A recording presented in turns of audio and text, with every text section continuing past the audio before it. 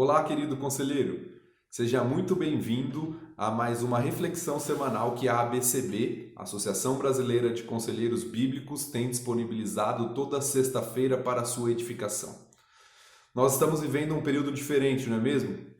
Quem diria que nós estaríamos passando justamente em nossa geração por uma pandemia, por um momento de isolamento social, de quarentena, que tem nos afligido, e não apenas no nosso país, mas em todo o mundo. Talvez nenhum de nós estávamos contando com isso, mas a realidade é que isso está acontecendo e a forma como reagimos às circunstâncias externas é fundamental. As Escrituras nos chamam a guardar o nosso coração e a reagir adequadamente às provações e dificuldades como adoração ao nosso Senhor. Por isso que devemos refletir sobre isso, porque a forma como reagimos pode trazer efeitos e dificuldades em diversas áreas da nossa vida, inclusive numa área específica que queremos refletir nessa breve reflexão aqui, que é o casamento, o relacionamento conjugal. Nós temos ouvido falar a respeito do aumento do índice de agressão doméstica, de violência doméstica. Temos ouvido falar a respeito de conflitos, dificuldades no relacionamento, seja por meio de ironia e de brincadeira, seja de uma forma mais séria. Vez ou outra ouvimos alguém falando a respeito das dificuldades do relacionamento conjugal nesse período de pandemia. Aquilo que deveria ser um momento de amor, de harmonia, de proximidade no relacionamento, devido ao tempo e convivência maior juntos, acaba muitas vezes tornando um momento de conflito, de ira, de amargura e de uma série de dificuldades no relacionamento conjugal. Por que isso acontece? Como nós podemos lidar com isso? Na nossa reflexão de hoje, nós queremos brevemente falar sobre algo fundamental no casamento, que é a graça de Deus. Nosso casamento precisa ser baseado na graça. É por meio da graça de Deus e da graça compartilhada ao nosso cônjuge que o nosso casamento pode viver de maneira saudável, harmônica, em amor e em adoração ao nosso Deus. Por isso, nós queremos refletir sobre essa necessidade de graça, sobre um casamento fundamentado na graça. E eu quero te dar 4 motivos para que você entenda como a graça é fundamental no relacionamento conjugal. Por que a graça de Deus é fundamental e por que devemos basear o nosso casamento na graça do Senhor? O primeiro motivo que eu quero te mostrar é porque nós somos profundamente necessitados de graça. Todos nós. Eu sou um pecador, meu cônjuge também, você que está em casa e o seu cônjuge são pecadores. Todos nós somos pecadores e profundamente necessitados de graça. Eu sei que isso pode parecer confuso a nós muitas vezes, porque nossa mente ela trabalha num pensamento, numa mentalidade do mérito. Eu ouço muitas vezes na sala de aconselhamento casais, cônjuges falando assim: mas meu cônjuge, meu marido ou minha esposa não merece que eu faça isso. Não merece que eu haja de determinada maneira. E de fato essa afirmação é verdadeira, porque nós não merecemos. Nós somos necessitados de graça, de favor, de bondade, de perdão. Nós somos pecadores e não merecemos. O que merecíamos como consequência dos nossos pecados é a morte, é a separação eterna de Deus. Mas por sua graça, por seu favor, por sua bondade, Deus nos salva, Deus nos chama para o seu povo. E no casamento cristão, essa mesma realidade precisa ser evidenciada porque nós somos tremendamente necessitados de graça. Nós somos pecadores, casados com pecadores que precisam de graça assim como nós precisamos. Então a realidade do nosso pecado, a realidade da nossa natureza caída nos faz lembrar que um casamento precisa ser baseado na graça, porque nós necessitamos de graça. Nós como pecadores precisamos de graça, tanto de receber graça quanto de transmitir graça àquele que está junto a nós. Esse é o primeiro motivo. O segundo motivo pelo qual devemos basear o nosso casamento na graça é o caráter do nosso Deus. Nosso Deus é um Deus gracioso. Nós devemos basear nosso casamento em graça na graça, porque isso revela o caráter de Deus às outras pessoas. Deus é um Deus que age com amor, com graça, com perdão, com misericórdia para com o seu povo. Talvez a maior ilustração dessa realidade esteja no Antigo Testamento, na vida e na mensagem do profeta Oséias. Se você se lembra da história do profeta Oséias, você deve lembrar que Deus chama esse profeta e ilustra com a vida e com o casamento desse profeta a graça de Deus.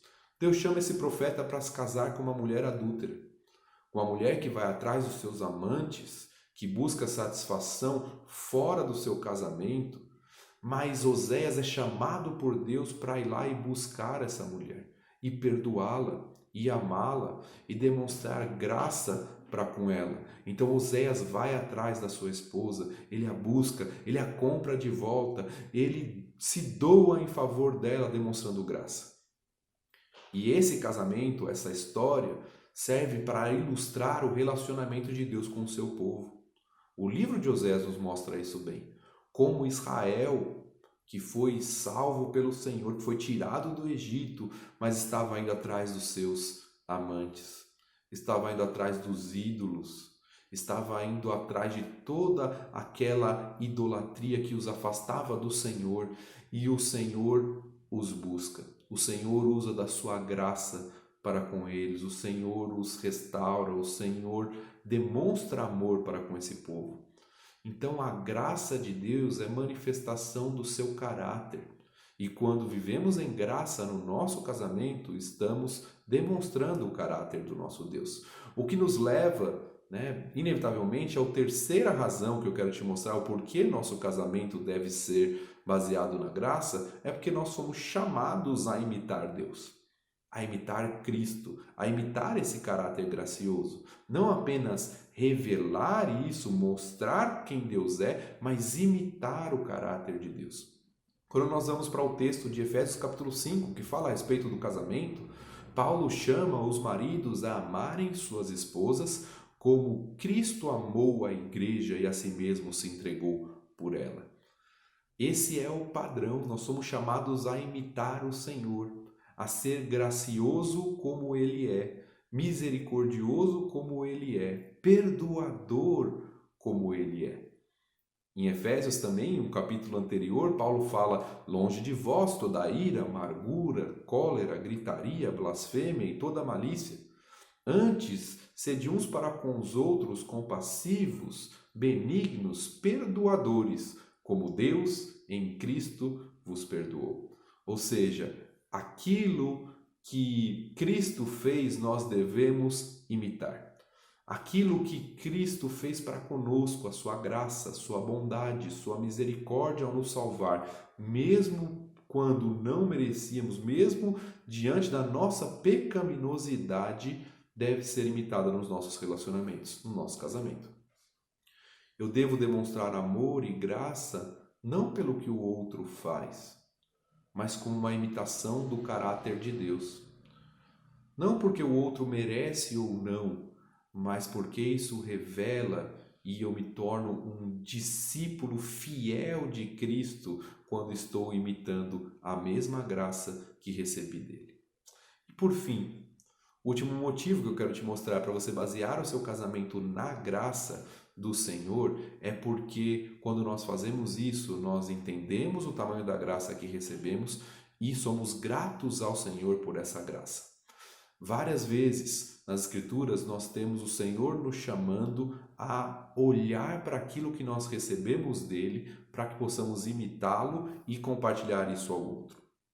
Como nós já vimos em vários textos, e talvez o mais emblemático deles seja aquele texto em que Jesus está respondendo a pergunta de Pedro: até quantas vezes devo perdoar o meu irmão? E ele conta uma parábola, aquela parábola de um rei que tinha um servo que lhe devia uma quantia impagável de dinheiro, que não tinha como pagar, mas o rei usa a sua graça, usa a sua misericórdia para com aquele servo e o perdoa depois que ele roga para que fosse perdoado.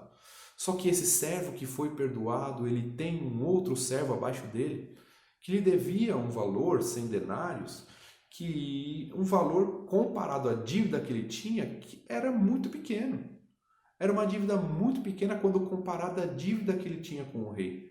Mas aquele servo que havia sido perdoado não quis perdoar.